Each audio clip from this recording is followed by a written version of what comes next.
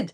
Well, it's my very great pleasure to see so many of you here this evening and to welcome you to what promises to be a fascinating event on a photographer, an artist and a political activist who seems to be garnering more and more interest and attention in the last few years, quite justifiably so, as I'm sure many of you are already aware. Let me explain the plan of action for this evening.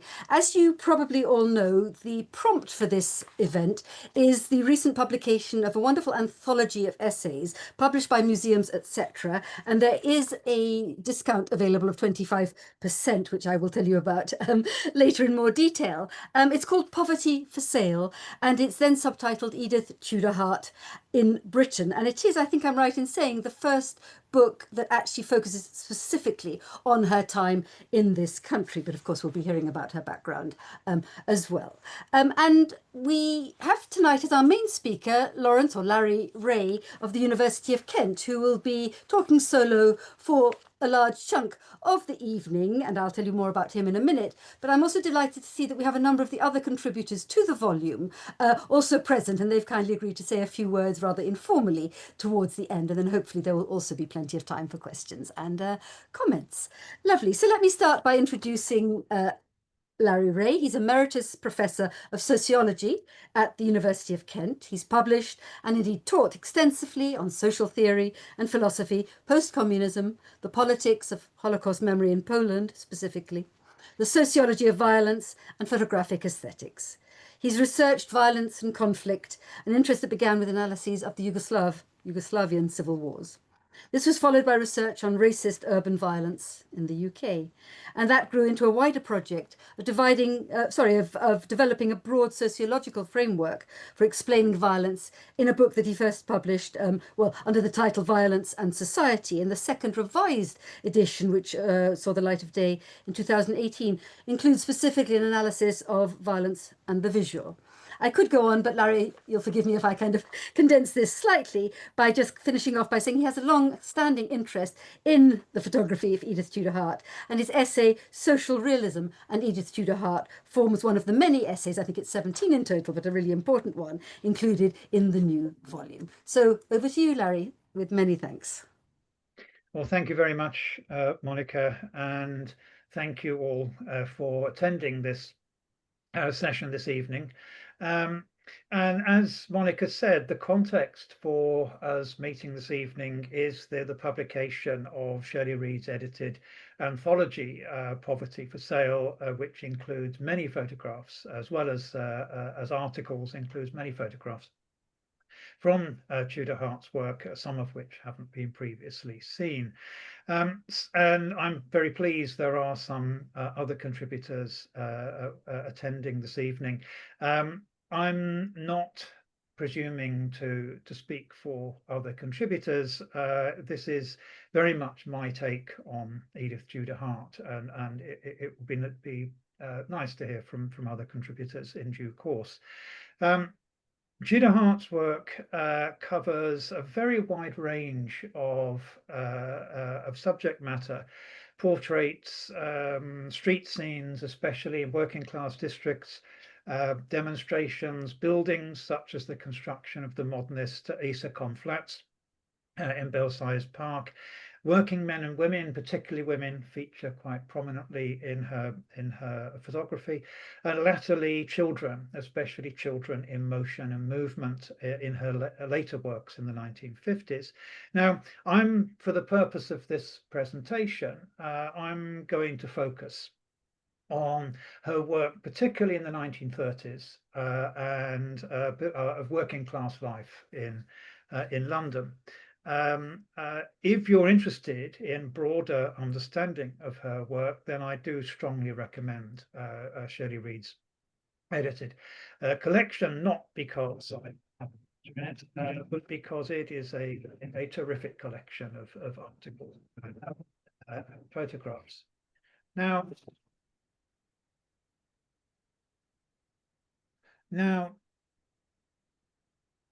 I first came across Tudor Hart's work in this book, The World's Best Photographs, published in around 1939 by Odom's Press. It was a very widely selling book of photographic essays that you can still get hold of copies on secondhand book websites. This was actually my father's copy, who was a photographer for some time. And in the book, I came across this image of London Backyard, or G Street, from the Tudor Hart's 1930s pictures of East End of London in particular. And one thing that struck me was the commentary that accompanied this photograph, which I'll read because it's a very strong statement of the potential power of documentary or realist photography to have an effect. It says, "No longer can we sit at our ease dismissing such things as the slum problem with a few exclamations of polite horror and a transient feeling that somebody ought to do something. Photographs now bring these things starkly to our notice with a vividness that refuses to be passed by. Such photographs are social documents which it is impossible not to read. They make us aware of the world around us and what is right and wrong with it, whether we like it or not. If it has done nothing else, the camera has made the pleading of ignorance, the ostrich-like burying of our heads in the sands of illusion, a very thin excuse." So we've got here a very strong statement of the potential power of realist documentary photography, and one that I think resonates with Edith Tudor Hart's own view. She might not have expressed it quite in this way, but she does say the camera becomes a vital factor recording and influencing the lives of people. She does also say for those who have the competence and the knowledge to do so. But I'm also going to suggest here that a photo is never simply realist. It always has ambiguity. It doesn't simply record, but it also refers back to the photographer. The presence of the author is evident in the aesthetics of the composition, lighting, positioning, and so on. And it's not transparent. But the viewer has to do work interpreting. That's one of the themes that I'd like to pick up in this presentation. And Lou Taylor and Julia Winkler in the edited collection say the image is also a metaphor, and that's something that I'm going to develop.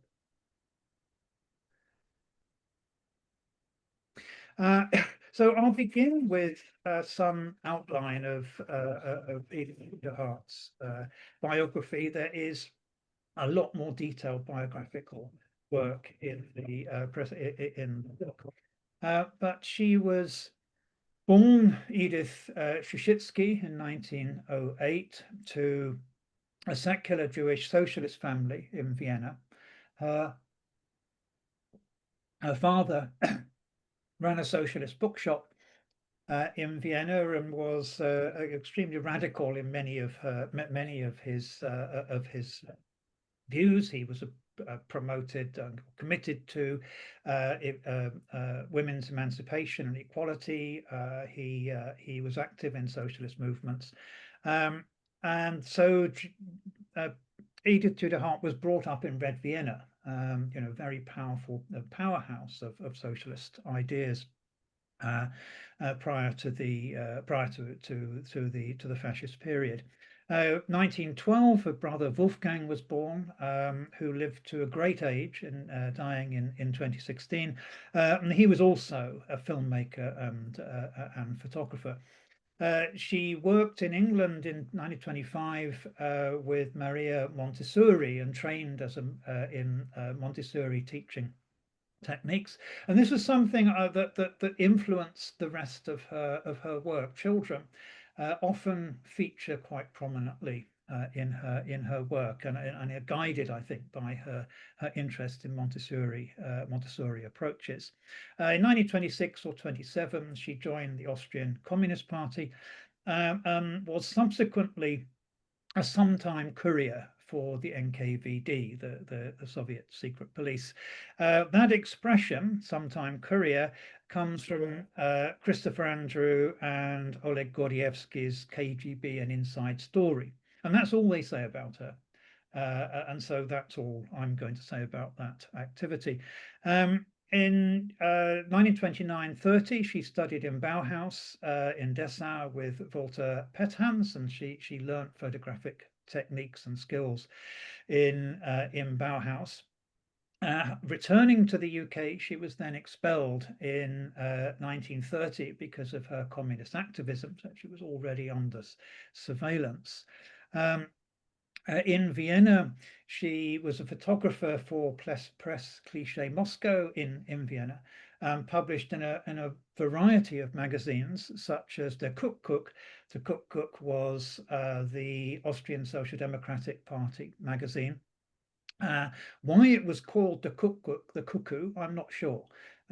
Whether that's because the cuckoo appears in spring and it suggests renewal, or whether it's laying socialist eggs in the capitalist nests, I don't know. But she also published in the German Communist Arbeiter Illustratere Zeitung and in many other journals. She published in Picture Post, in News Chronicle, and so on. In 1933, she was arrested in Vienna because of her political activities, and then in the British Embassy married British communist Alexander Tudor Hart and returned to the UK as a British citizen. Through the 30s and 50s, she combined her career in freelance photography with political activism and publications. Now, in her chapter in the book on Edith Tudor Hart's newly discovered scrapbook, Stephanie Perker shows that she also contributed to commercial magazines like Advertising Monthly, Animal and Zoo magazine, Sunbathing Review, and many others. I mean, she had to earn a living. But as Stephanie says, these were not commercial photographs. She developed, for example, montage style that often featured children.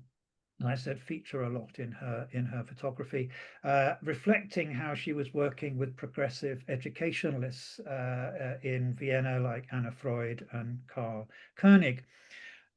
I'm not sure how this interest in psychoanalysis and educational psychology fitted with the comrades, who, of course, viewed these things as subjectivist deviations, but I can comment on that.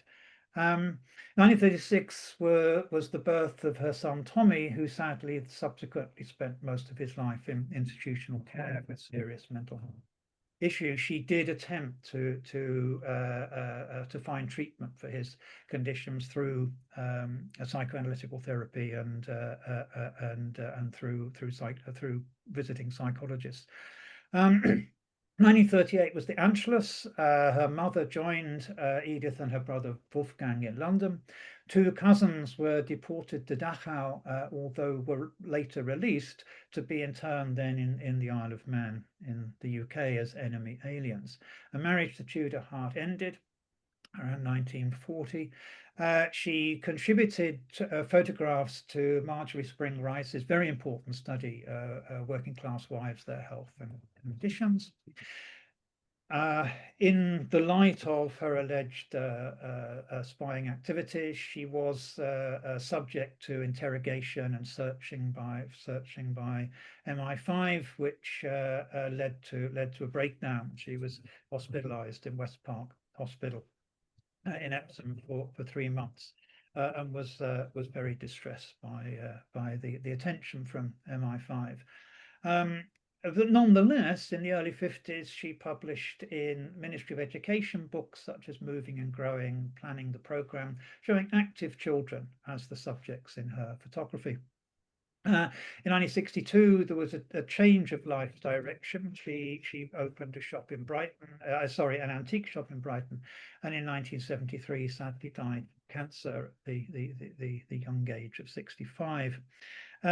Rachel Dickinson in the edited collection quotes a Stephanie Tumelin, who as a small child was photographed by Edith Tudor Hart, described her as a German Jewish tall blonde type, a nice woman, but obviously fighting a long defensive battle against all manner of unhappiness.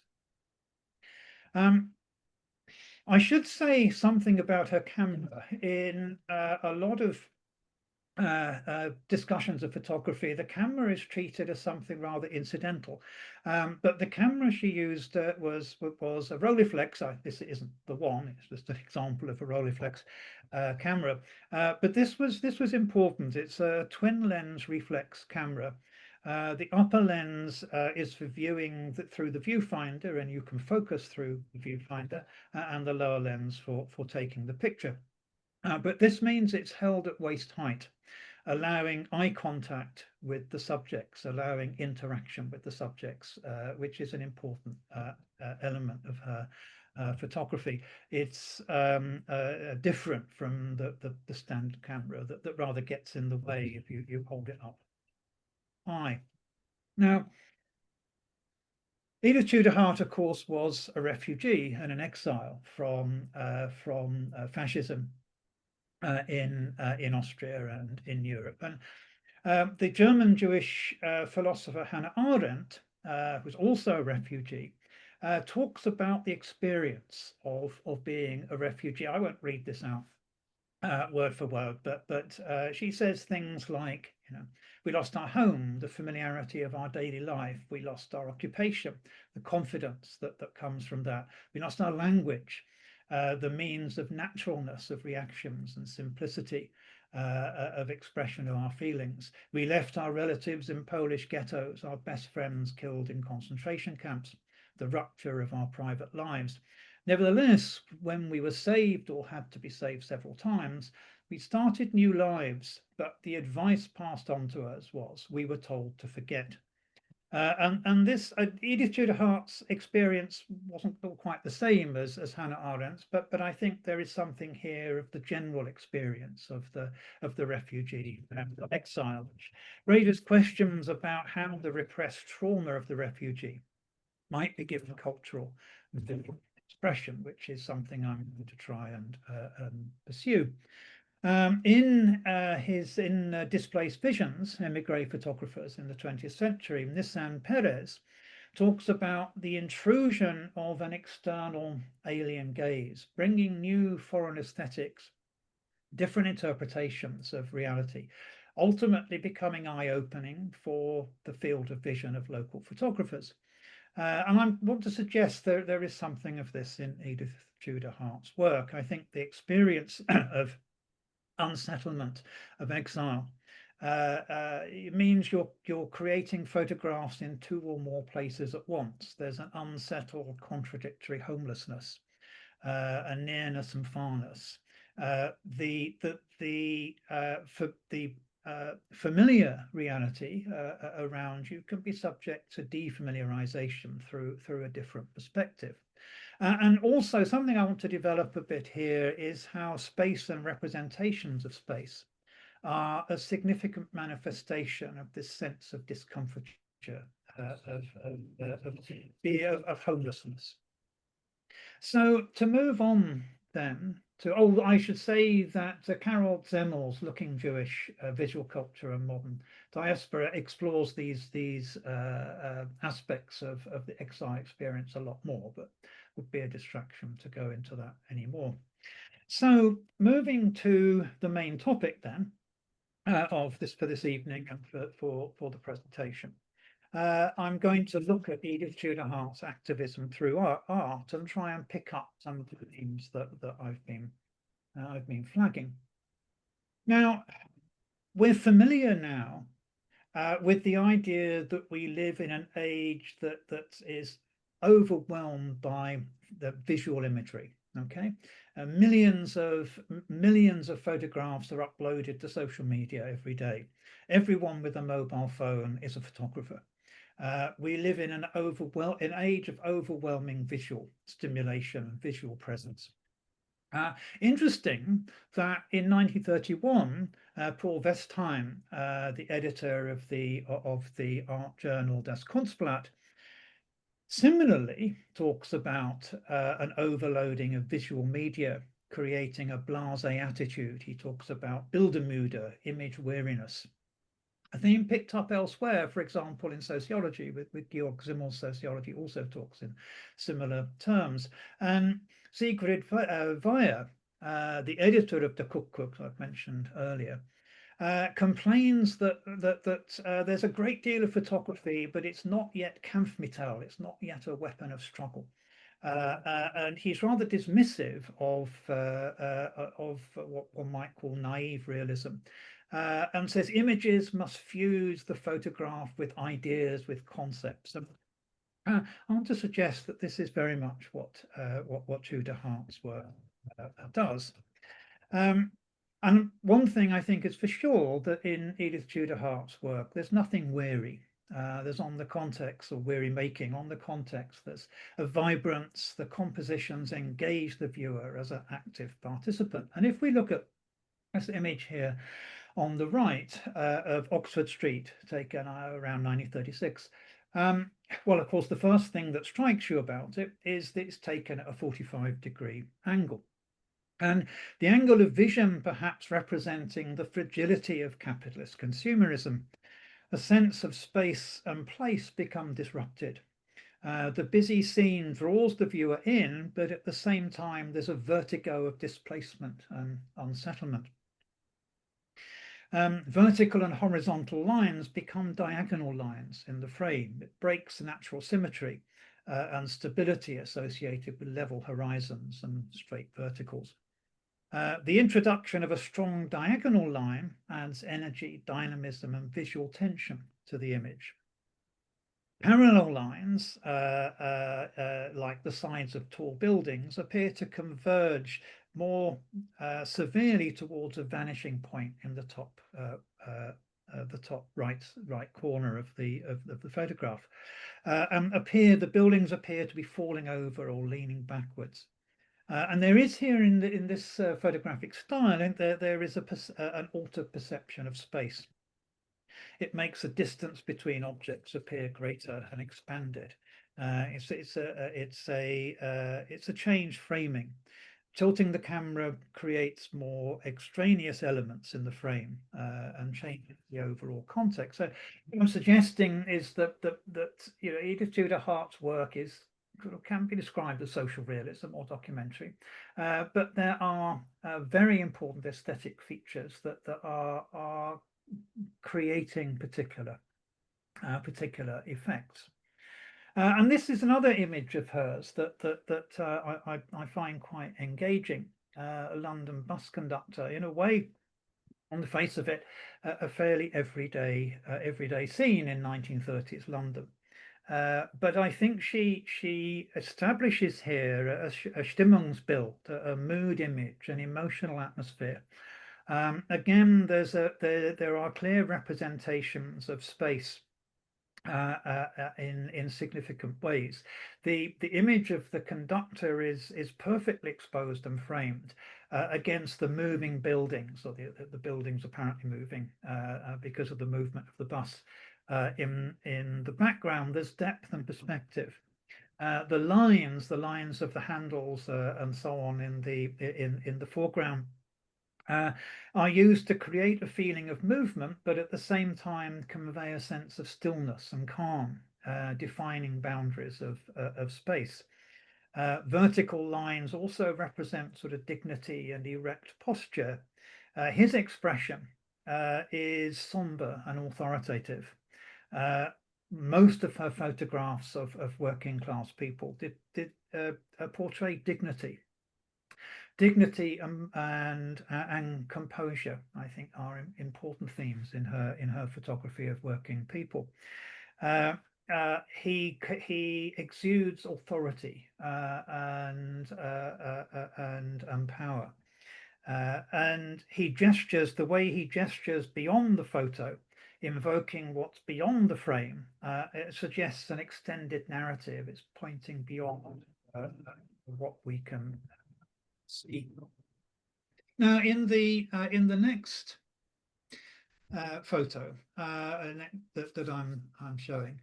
You will recognize the first one on the left, of course, because I showed it to you earlier as my first exposure to Tudor Hart's photography in the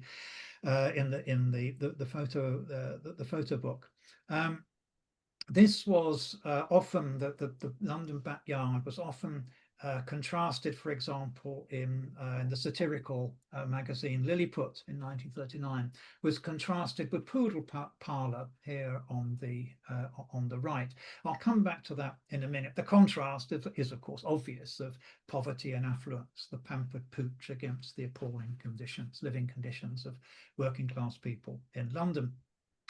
Tudor Hart says of all the working class districts in big cities in Europe, those in London are the bleakest.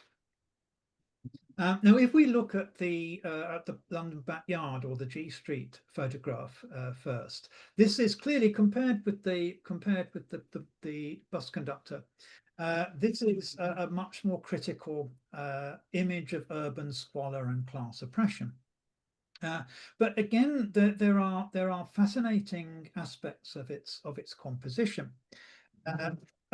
It requires a performative spectator to look and see the image.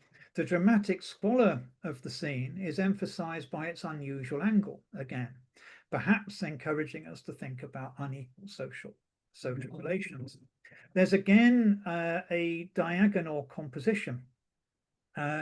There's a diagonal from top left to bottom right, and the eye is drawn along the lines of light and the dominating walls in the background. There's a sense of being closed in, a sense of limitation, of closure. There's also a broken diagonal with the sort of leading line on the of the wall on the upper left, with the vertical of the adjoining the brickwork of the adjoining building. There's a sense, I think, of enclosure and oppression, but at the same time, if we look at the figures of the people in the image, these are first of all illuminated. The washing is illuminated against the dull dark background of the background. But it's interesting how the children are focused on the baby, but there's also this child looking up at the camera, and the faces of the children are upturned, hopefully, perhaps suggesting Montessori principles of self-government and mutual discovery. Children feature a lot, as I said before, in her photography, and the image, I think, demonstrates antagonisms of class using techniques of light and shade, in which the figure ground motif contrasts with the background pattern, creating spatial relations of distance and proximity. So I think the London backyard photo is interesting in many ways in its own right, and it is clearly a photograph of class oppression, consequences of class oppression, but it also has, if you like, a kind of hopeful aspect. Now, the Poodle Parlour photo is also interesting. Of course, the dog featured is not a poodle. It's a British bulldog, perhaps representing the British ruling class. Interestingly, it's the dog that has the eye of the camera. It's the dog who looks at us, whereas the faces of the women administering to the dog are turned away, and that's somewhat unusual in Edith Tudor Hart's photography of working people. You often, as in the examples I've shown already, you often engage the engagement with the face. And Drew Miller in the collection says, well, the Poodle Parlour itself is a striking image and prompts questions about the situation of the women working, and I think that's right. The Poodle Parlour may be a symbol of extravagance and affluence, but it is also, again, a photograph of working women. and has interesting depth and perspective in its own right. But the technique of contrast in images is something we find quite a lot in Tudor Hart's Edith Tudor Hart's photography, and this is a not dissimilar photograph. It's a London backyard in the East End of London. It again, I think, highlights issues of spatiality and light. There's a very important spatial dimension, but again, very, very crucial use of light. Has a similar aesthetic in some ways to the London backyard scene. Where the spatial structuring of the photograph is defined by light and dark. It's an expressive scene where the viewer's eye is drawn to faces, particularly of the woman, but also the baby and child. Even though the child on the left of the photo is looking away, he's nonetheless his face is nonetheless highlighted, and defined against the white hanging washing, against the rather dismal black or darkness of the background.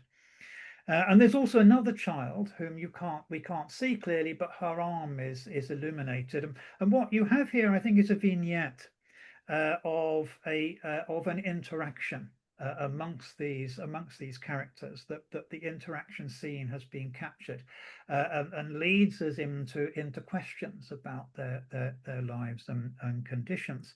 Again, I think the photograph has established a strong emotional resonance. And if we look at the woman in the center, there's again a dignified presence in that she conveys a hint of a smile, but also eyes downcast, perhaps expressing tension.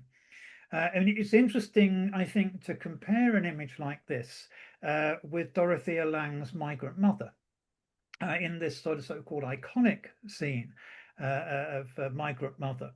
The children's faces, you may remember, the children's faces are turned away, and the mother is looking down. That's not Edith Tudor Hart style. Her photography involves direct engagement, and the characters photographed are often looking at us through the lens. In the 1930s, Edith Tudor Hart often photographed the Caledonian Market in London, and this is a publication in De Cook in October 1931. De Markt des Nackten Elends, the market of naked misery, and she photographs the market quite often, and the market is the largest in London in the 1930s. It has about 3,000 stalls. It was also popular with other particularly exile photographers like Bill Brandt, Laszlo Molinari, and the market for Edith Tudor Hart epitomized the bleakness of London's working class districts and the oppression of working class women, who feature a lot in the photos, the unemployed, and eccentric figures in what she calls a malodorous world. One of the things she says about the market is there's no color. It's dismal. It's an oppressive place and presence, but nonetheless, she manages to develop an engaged vision, making class antagonisms visible alongside centers of power and wealth. The people in the market, you can see get some sense of it here, I think, in the photographs in De Cook. The people are often selling their personal possessions, and this, I think, is where the title "Poverty for Sale" comes from. I think she described some of these photographs as poverty for sale. People are selling personal possessions. There's a lot. If you look at the images at the bottom of the frame, there's a lot of sort of broken items and so on.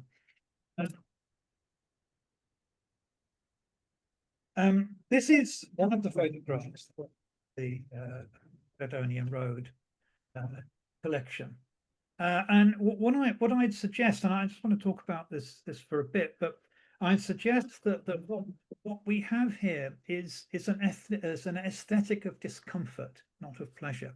As the philosopher and sociologist Theodor Adorno said, you know, authentic modern art. I mean, he was talking about art, not photography, and I don't want to get into a debate here about whether photography is art or not, but he said modern art should not aim to be pleasing or provide hedonistic satisfaction, but art should create dissonance, difficulty, negativity in the critique of society. And I think we see this very much in this image from Caledonian Road Market. What one thing that is most apparent, I think, is the contrast between the man with the billboard advertising music at an aristocratic, opulent hangout, Murdoch's Club in Princess Street in Mayfair, and the disabled violinist on the ground.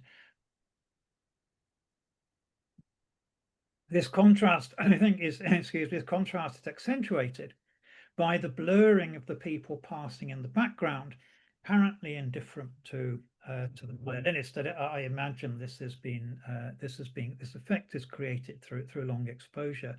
And what we have essentially are two modalities of music. Yeah, we have the violinist on the street, and we have the adverts for Murdoch's Club. Again, use of light is important. The scene is largely dark. The figures are dark, apart from the billboard. The billboard is white. The guy's beard is white. His shirt is white. There's again this play of contrast of dark and light, and the billboard stands out against the background. But also the photograph is taken at street level, and our angle of view is important to our emotional response. The viewer is at the lower level, looking up towards the billboard, which encourages empathy with the violinist. So I think on the one hand, and you know, we're talking about these kinds of images in Tudor Hart. I mean, on the one hand, it is realist documentary photography, but on the other hand, I think there's an aesthetic that needs to be understood and constructive. And of course, then here again, I think we see the technique of contrast. I mean,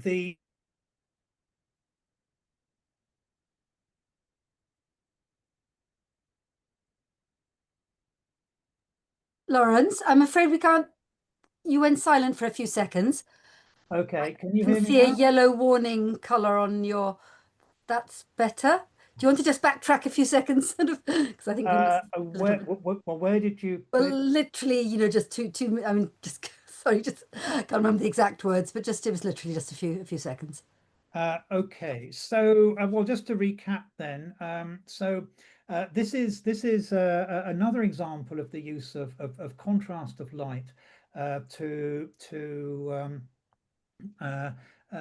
illustrate the point about wealth and poverty and privilege and oppression. But what I was just saying was of course the man with the placards, the all music come, it, of course, is a working class man himself. So you're looking at different modalities of working class life, like the women in the women working in the poodle parlor. And what I was also saying was the angle of vision is at street level. So we're also looking up towards the billboards, which encourages empathy with the I think with the violinist.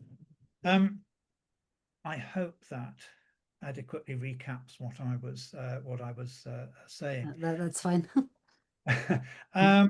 So I've this is another image from Caledonian Market, and I've suggested this as a beyond realism, because it is, of course, a documentary image from the marketplace, but it also poses questions about what we're viewing. there appears to be an argument. Is it anger, or is it an odd expression caught in the middle of a lively exchange? The girl looks worried, though. There's a sense of occasion from how people are dressed. The background in the upper right looks like a mirror at first, but the woman is looking into the next section of space, so it's actually creating depth in the photo. The woman and man have eye contact, but the girl looks away. What's her relationship with them? A grandmother, perhaps. There's a woman spectator behind wearing dark glasses, but spectating whom? The scene, the photographer, the viewer. Are the dark glasses a matter of style, or is she actually a spectator? It was not uncommon for unsighted people to wear dark glasses. The foreground is focused and blurred, which draws our attention to the people in the center of the frame, creating more narrative depth. Now, these questions are not really answered, but at the same time, the image is not simply realist, but draws us in to try and make the scene intelligible. Again, the image is positioned at the viewer is positioned at table height through the image as participant or voyeur, while the focus on the background accentuates spatial relationships between the figures in the center in a narrative plane. So again, I think there's rich ambiguity in this apparently straightforward image. It, as Ronald Barthes says, one feels oneself in a prior time of having been there. And the sociologist I mentioned earlier, Georg Simmel, says we talking about visual experience, we complete the incomplete and push its productive movement between the work and ourselves. So the last image, not the last image I'm going to show, but the last image from the Caledonian Market, although I think I should be bringing this to a conclusion fairly soon. Again, this is an image from the market of a woman selling what appear to be in many ways her possessions, like the tricycle that she's selling. It's not entirely clear perhaps here, but she is looking directly and straight into the camera, an expression of reciprocity certainly, but also I think of defiance.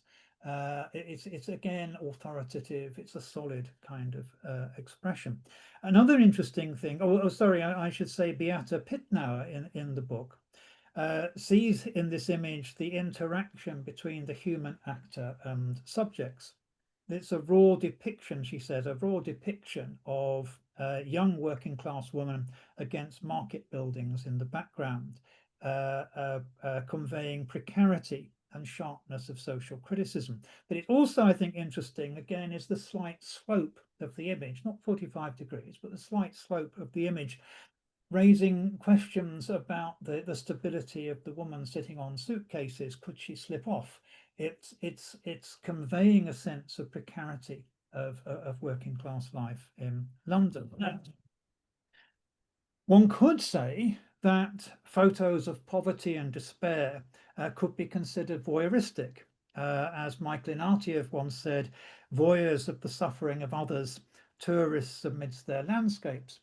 But I think what saves or rescues Edith Tudor Hart from this criticism is precisely her engagement with subjects, drawing out dignity, interacting with subjects, and establishing their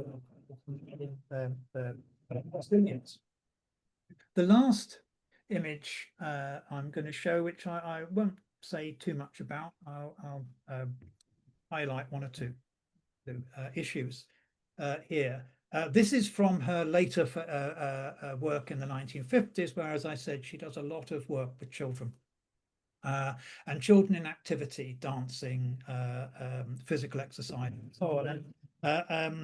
Drew Milne in the book says there is a poetic realism here. I think that's a nice expression, poetic realism. What I just wanted to say about this image was that to quote from the book again, Sean McFarlane quotes Edith Tudor Hart's approach to taking photographs like this. She says, this Edith Tudor Hart says, when I arrived, I would have a short talk with the children, explaining what I was trying to do and letting them have a look at the lights and the camera. I tried to get every child to look through the viewfinder. When this was over, I switched on my lights and asked them to do their dance for me, perhaps twice. Then I proceeded to shoot, but then the enthusiasm of the dance made them forget I was there. So I think, again, we see that in these photographs a good example of the way Tudor Hart demystifies the photographic period and establishes. I think this image also conveys a sense of liberation through speed and blur. So this is a quote, so bringing this presentation to a conclusion. This is a quotation, I won't read it because you can see it in front of you, from the German filmmaker and photographer Kim Wiedners. And I think this is very much what Edith Tudor Hart achieves, the where to direct people's eyes. I mentioned earlier was asking for a fusion concept and ideas. So in conclusion, the things that I've been trying to suggest here are relationships between, in Tudor Hart's photography, between subjectivity, space and place, sort of dislocated geographies of exile. And photography is democratic. It enables ordinary people to connect with the lives of others and hold out the possibility of intervention for change for the better. It's a critical and collective spectatorship that presumes common rights. I think this is an important point. There's only any point engaging in social critique through photography, through drama, through writing, through philosophy or whatever. There's only any point engaging in critique if there's a possibility of a better society or something different. The critique presumes common rights that are not being fulfilled. So I've also suggested social realism, which this work clearly is. It's not just realistic, it's also an aesthetic that reflects on the photographer and points again towards something better. And I think her work is a good example of the perspective of the exile outsider, defamiliarizes the familiar through the use of a new lens. So I will end this and stop the share. Thank you so much. That was full of really astute insights. I particularly value the analysis of, of individual images, which is too rarely done, I think, in her case. So thank you very much indeed. So I have invited anybody who would like to ask a question or to comment to do so in the chat. But equally, if you want to raise a virtual hand, that's also fine. Let me go perhaps to the gallery view so I can certainly see all of you. And I'm going to pinpoint spotlight Larry. Fine. Any questions at all or anything anybody would like to say? There must be. No? All right, what I'm going to do in that case, while you're thinking, and hopefully we'll come up with something, I'm going to, let me just hold on, let's just make sure I've got everybody visible. I'm going to highlight the other people who are with us this evening who are also contributors to the present volume. Let me just do that quickly so we can see. We've got Julia there, Julia Winkler, and we have, hold on. There's somebody from Photohof. Is that good? I don't think we've met personally, but I don't know whether you would like to come into the conversation. Let me just find. While people are thinking, sorry, Yes, go ahead. Sorry, and I'm being incompetent here. I'm trying to sort of find everybody without. Where are we? So here's Daria. Hold on. There we go, and it keeps going back to the side view, which doesn't help me. And where is Stephanie? There we go. Lovely. All right. Can I just very yes, briefly say, I would like to thank Kurt O'Cadle of Photohoff with assistance with providing images, Julia Donat for permission to use Edith Tudor Hart's image, and Stephanie Perker for providing assistance and some materials that were used. I just wanted to mention that at the end. Absolutely, indeed. Fine, let's just add me as well. Good. Lovely. Well, I'm hoping that there will be some comments and questions from the audience. But in the meantime, before asking the three extra people who are with us this evening to say some words solo, I have a question perhaps for all of you. I think many of us will, until this point, perhaps have known more, or perhaps been more intrigued, if that's the word, by what we know of Edith's activities as a communist spy. And I know, I have no doubt from, the selection of topics in the current volume that one explicit and implicit reason for doing this volume in the first place is indeed to shift the focus from her political activities, real or imagined, or proven, unproven. But I just wonder, and I'm playing the devil's advocate slightly here, that by actually, in a sense, eliminating that side of her life almost entirely, there is perhaps a danger of actually not giving a fully rounded picture of who she was. And I wondered if you'd like to comment. I don't know who'd like, maybe Larry, you'd like to comment on that first, but I just wonder about that. Well, what I would, yes, I know there are different views of this. Yeah. And and I know some people suggest her role as an NKVD agent was quite extensive. As I said, I mean the pretty comprehensive history of the KGB from Alexander and Gordievsky mentions her once, and very much in passing. MI5 interrogated and couldn't really find anything particularly incriminating. What I would say, and I simply can't really say more. Well, I know actually that doesn't quite answer your question, which I will do, but well, one thing is that significant agents working for the NKVD or the KGB were told not to join the Communist Party, not to draw attention to themselves, not to put themselves under surveillance, which Edith Tudor Hart obviously did. But that also suggests to me she wasn't such a significant agent. But yes, to answer your point directly, yeah, there is a risk of that, I suppose, that you sort of put this whole episode in her life to one side and you're not looking at her in a rounded way, I suppose. Yeah, I mean, you could say that. Julia, actually, all three of you, perhaps, or Stephanie, you're the first to be unmuted. Why don't you give me your thoughts about that question? Yeah, I mean, I guess I share a lot of what Larry has just said. I mean, looking at her material at the National Archives in Kyiv, I mean, around 700 pages of documents, and there's not something hugely discriminating. And they do describe her more than like a go-betweener, like basically somebody who was very well connected in the UK to just artists and left-wing politicians and people here. So, I mean, a lot of what she did had a political purpose for sure. As a photo historian, I'm not really like playing into the myth making whom she might have known. And I mean, as we know in the archive in Photohof, there is no surviving images of Kim Philby, for example. But yeah, so I mean, she might have well been connected and done more than is, there's been proof of. But this is not like part of my angle when I look at her work, basically looking at the material that is there. Yeah. Sure, no, it's a really important antidote to the prior sort of overemphasis, perhaps, on the communist activism side of things. Julia, do you want to chip in?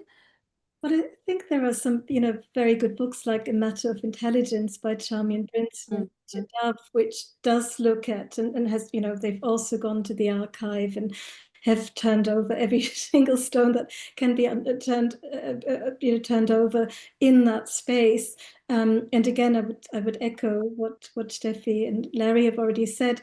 The kind of knowledge at the moment is that she was involved. She definitely had a role, but it was quite a minor role, which has been amplified.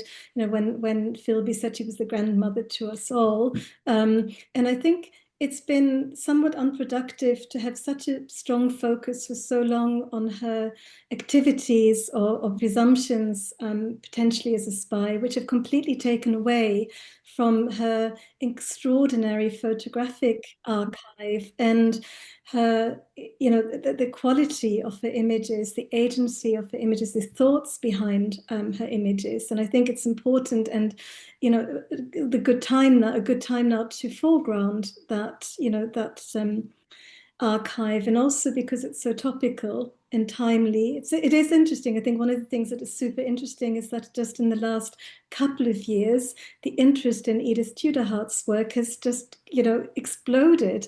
It's extraordinary, isn't it? The Poverty for Sale book is one excellent example. And I also wanted to make a pitch for another book that Steffi can maybe also say some more about, because Yes, there's indeed. a new book about Edith Tudor. Bring it closer to the camera. It's rather blurred at the moment. Can we see it? Anyway, I have an unblurry version here. there we are. Much better. Thank you. But there's a I mean, companion. maybe that's something we can come back to. Perhaps let's give Daria a chance to chip in on this question of, the kind of balance or imbalance in the way we look at Edith, but also, yes, this sort of extraordinary explosion of interest in her. What's all that about? Yeah, Daria. Yes. So I've just finished writing a biography, and I really throughout, I looked at both sides, and I think her life can only be understood, and also her artistic personality can be understood against a background of this historical and cultural context. She really was a professional revolutionary. She was not necessarily a spy. I mean, the myth making, it's a bit silly, really. She was certainly an agent. One book that helped me to understand this question is a book by a Swiss historian called Brigitte Studer about the Comintern, the history of the Comintern. And Edith was not working in isolation. She was one of many, many people, and especially women, many women, who saw themselves as professional revolutionaries who were working for a better future. That was their goal from very early on, also thanks to her extraordinary family connection in Red Vienna. She saw herself as an intellectual. She said, it is the duty of us intellectuals to change the world, to help the poor. This echoes Lenin in a way. She was very well read in many respects, not just in terms of art, but also politics. One other thing that comes across by looking at her life is her extraordinary personal authority. She was a very inspiring figure. I mean, one of the documents released by the National Archives quite recently, last January, reveals that Litzy Philby, for example, her friend Litzy Coleman, became a communist also thanks to Edith's sort of very passionate plea for the poor of Vienna in the 1920s and 30s. It is quite moving, really, to read how passionate she was as a very young woman. And she did remain passionate throughout her life. People I've interviewed who knew her as a family member remarked on her extraordinary authority and the fact that when she spoke, you listened. This goes also with an aspect of vulnerability, a very sad life, unlucky in many respects in a private life. But she really was quite a phenomenal character. And this is evident in her photographs, as Larry has said today so well. These vibrant images, the fact that there is nothing, depressing, this extraordinary attention to aesthetics, to a sense of space and place. And there was a similar element in her political engagement.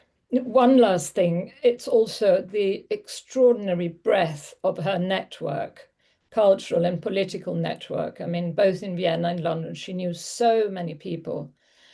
And in London, she met a lot of the people who she'd known in Vienna, from Anna Freud to a dancer called Hilde Holger who'd worked with disabled children. And one interesting, and then I'll stop, connection with the Vienna of her youth was that she did some sort of secret, probably Comintern work, with a Comintern agent in London called Bertha Braunthal, who was a Viennese woman who was the sister of Julius Braunthal, who was one of the editors of the Kuckuck. So again, her art and her politics go hand in hand. Absolutely, thank you, Daria. Well, as you can see from Daria's brief commentary, she has done a great deal of research, and I hugely look forward to reading your biography. And indeed, I think you have agreed, haven't you, to give a talk about the new book, which is coming out early next year. So watch this space, as they say. Let's revert perhaps, if we may, to Steffi. Steffi, tell us about the Fotohof collection and your involvement with it, and what further plans are, and indeed about the previous exhibition. Yes, so 2018, Fotohof took over Wolfgang Soschitsky's photographic estate, so her younger brother, the photographer and filmmaker Wolfgang Soschitsky. And with that huge estate, there came 4 negative boxes with approximately 2,000 negatives that were part of Edith's work that has not been published before. And we started digitizing it and had a small first exhibition, and I started working on it with a PhD project, and through extensive research, basically the family wanted both estates to be collected again or joined again at Fotohof Archive in Salzburg. So that's where the other part of her estate that has previously been at the National Galleries in Edinburgh and extensively researched by Duncan Forbes, Anton Holzer, Roberta McGrath, then went to Fotohof, and now there is approximately 12,000 negatives of her, and yeah, a few more like, vintage prints, and the scrapbook later then also became part of the collection there. Do you want to say a little bit more about the scrapbooks, because they're obviously rather fascinating? Oh yeah, it's a fascinating object. Yeah. It has been with the family so far, but undiscovered, and they handed it over to Fotohof, and I could write an article about the form and the content of the scrapbook, because it is the only object that we know of where she really collected her own work, and presumably wasn't a portfolio that she wanted to show to her clients. For this was a bit too rough with like the newspaper clippings in it, but it showed her her view on her work and what she was interested in, and a lot of like collage montage aspects as well, so how she put stuff together. And again, as Larry said, a lot of like children work and unknown publications in illustrated magazines, and for advertisement for Boots the Chemist or Pears or Ilford Photos, so well-known British companies that used her work for their advertisement was part of that as well. Really interesting. Again, I'm going to, rather with some hesitation, play devil's advocate here, but it seems to me there's a certain, how shall I put it, tactfully, I don't want to be critical in any way, but a certain irony, should we say, a historical irony in the fact that here are 2 photographers, immensely talented, both of them, of Viennese, of Austrian Jewish origin, who were forced to flee, spent actually most of their working lives, certainly in the case of Wolf, and with Edith, I guess, also sort of in terms of the numbers of years, am I right? That actually, anyway, sort of, most of their working lives were spent in their country of exile, namely the UK, and then it's in Austria that their archive ends up. And it's the way it's happened. I understand there are practical reasons for that, but I can't help being struck. And it's not the only case that I've come across where this has happened. And it seems to me perhaps a sad reflection, dare I say it, maybe I should be critical about the UK, that actually this country, where I am in London here, that we haven't actually done more to actually keep, to preserve, to keep the immense contributions of those who did find sanctuary here and made this country their adopted homeland. So I think that's a general point that perhaps I'll leave people to ponder over. Julia, would you like to say a little bit about your contribution to the book and your involvement? Particularly, you knew Wolf very well, didn't you?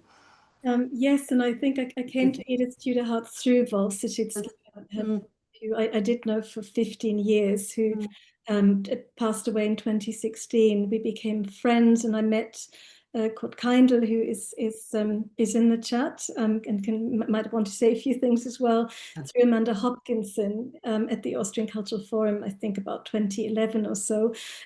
My contribution for this Poverty for Sale reader is an essay that I co-wrote with Professor Emerita Lou Taylor, who is a dress historian and also used to work at the University of Brighton, who actually got in touch with me with a question about Wolf because she wanted to use one of his photographs for a publication, and we met up, and I discovered that she is the daughter of Pearl Polly Binder, who was a friend of Edith Tudor Hart from the 1930s onwards. They were both in the Artists International Association.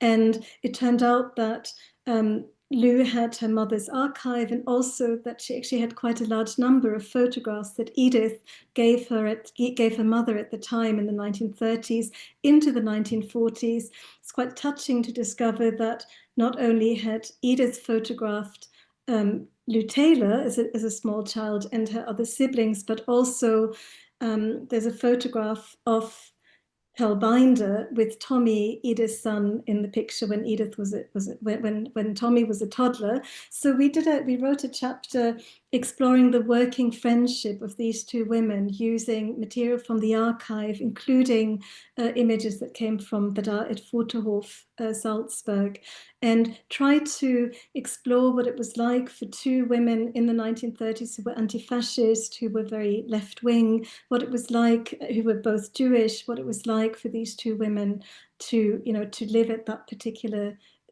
time in history. So that was a contribution, and I was allowed to take some of the images from the archive home, and was delighted to see that MuseumsEtc chose one of Lou Taylor's photographs of Caledonian Market for the cover of the book, which is actually a photo that Edith gave Lou Taylor's mother, and was then used. The title Poverty for Sale comes from that Caledonian Market series. Lovely. As ever, these personal connections are completely fascinating, aren't they? I didn't know, for instance, Daria, that actually Hilda Holger and Edith knew each other. And there is actually a new film, as some of you may know, made in collaboration with her daughter, Primavera, which I can tell people about if they're interested. You can email me through the Insiders Outsiders website to find out more.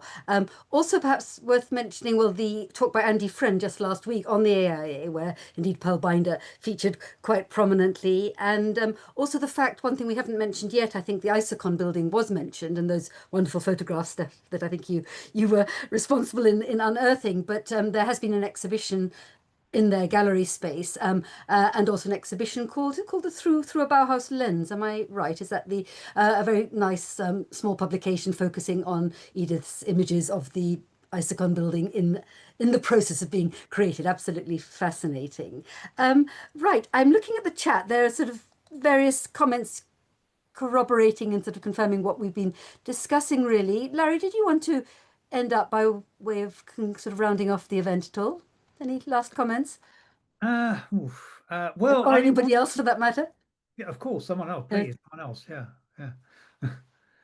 Oh yes, of course. I'm sorry. I knew there was something I'd forgotten. Please do join us. Let me spotlight you. Again, let me go to the gallery and find you. I'm here anyway. You are here. Yes, indeed. Let me. So I don't have to. I'm sorry. I should have invited you to. I'm fine at being small. There we are. Okay. Welcome. Hi. Hi. It's just a small comment because you were talking about the Photohof archive, and I'm from Fotohof, as you might know. And I have a few observations which could be interesting for you. The one aspect is that you rightly said that in the last 2 years, more or less, the interest exploded. I mean, the books which have been published were already mentioned, and more books are coming up, like Daria's book. And also, not to forget this aspect, the book which from Peter Stefan Jung about Edith's spy activities will be for the first time translated into English next year. It's also an interesting by-text why this book is available in French, in German, I think in Italian, but not in English. And it has been published, I think, 5 or 6 years ago. So that's also interesting to question. But what I wanted to say is that Edith's work was not forgotten in Britain. I mean, there is long ago, there have several galleries exhibited her work, and it was there all the time. But as I can see, the problem was that nobody ever got a real big overview of what she made. And if I look at the archive now in Photohof, I'm not good with numbers, but Steffi said we have 5,000 negatives, but I think there are almost 12,000 No, or more. 12,000 negatives, is it? Okay, so I misunderstood. So you can easily imagine how many pictures there are available which have actually never been seen. We have digitized them in Photohof for the first time. And I think it's easy to understand that once a lot of work is out, people can start to work on it. And this book you were talking about, Poverty in Britain. So the editors were in Salzburg for 3 straight days, and they were really working 8 hours a day, only looking at every single picture.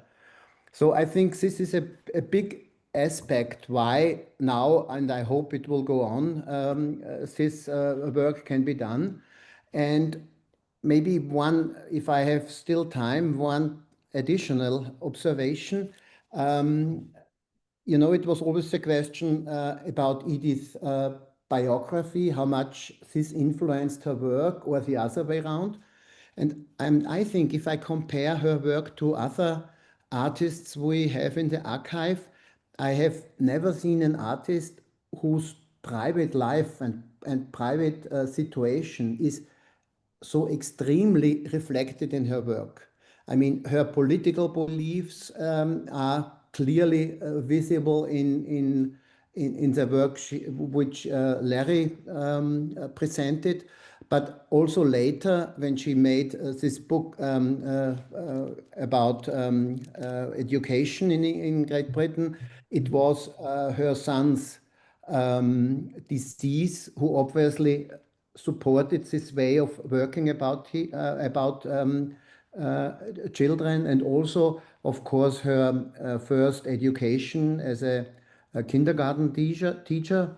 So, I mean, I think, and this is for me always a sign of an artist's work in a way, if his own situation is extremely reflected in the work. So it's not an outsider like a photojournalist who goes to several places and records what's there, but she more or less records what her personal feelings are, her personal situation. So I think, so from this side, I usually look at her work, and then, of course, all this question about spying are part of her work, but it's not the center. I mean, it's just a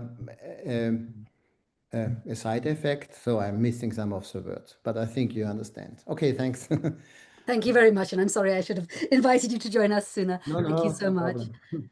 Okay, so I'm looking at the time. It is actually, gosh, it's even later than I thought. It's been absolutely fascinating. So I want to thank all the contributors, but of course, particularly Larry for giving such an accomplished and interesting longer presentation. Let me just reiterate what I said right at the very beginning about the 25% discount that the publishers, museums, etc., has kindly offered us to people signed up for the event. The discount code is very simple. It's ETH, Edith Tudor Hart, ETH 25. So if you go to the museums, etc. website, look for Poverty for Sale, and hey presto, that should be easily done. Lovely. I also mentioned the Andy Friend talk, which is indeed on record. And one thing I haven't said anything about, and I usually say something at the very beginning, is something about the Insiders Outsiders project. And for lack of time, I won't say very much, except to say that it is a project that was initiated now some years ago, but has a rich archive, if that's the word, of recorded online events, exploring and analysing and probing further the extraordinarily rich and often very complex, but certainly pervasive and long-lasting contribution of those who found sanctuary in the UK from Nazi-dominated Europe, such, of course, as Edith and her brother Wolf. So if you go to the Insiders Outsiders festival.org website, you will see past events, you will see details of forthcoming events. We have quite a lot in the pipeline. I'll mention in particular on the 10th of December, and in conversation with myself, sort of in charge of conversing, not interrogating, but conversing with Owen Hatherley. Some of you may know the book that he published recently called The Alienation Effect, How Central European Emigres Transformed the British 20th Century. That's a big claim. And also with Bosu Dogramachi from the University of Munich, who published a fascinating book recently called London Exile, Metropolis, Modernity and Artistic Migration. So that should be really interesting.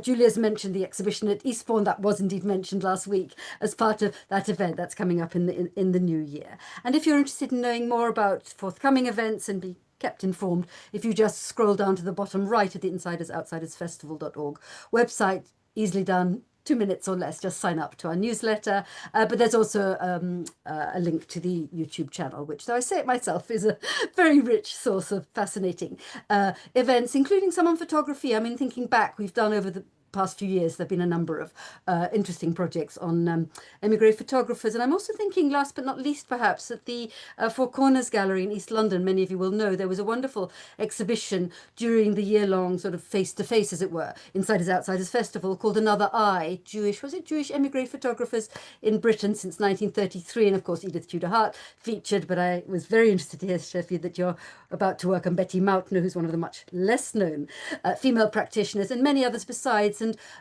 there is, I'm pretty sure there's a kind of e-catalogue on the Four Corners website. If you type in Another Eye, you will be interested, I think, to see what's on offer there.